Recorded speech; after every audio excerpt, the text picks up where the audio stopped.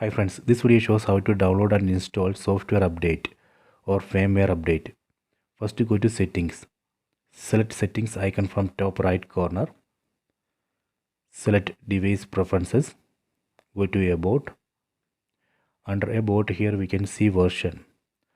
Right now I am using Android TV OS version 10. I am going to update this. Go to system update.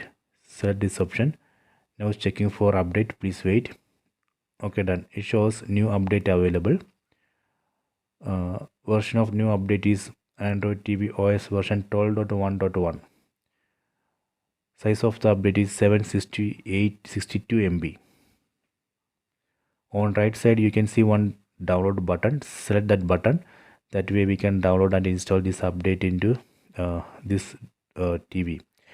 If you are not able to see this update in your TV, that means company is not yet released this update for your TV model, hence you have to wait.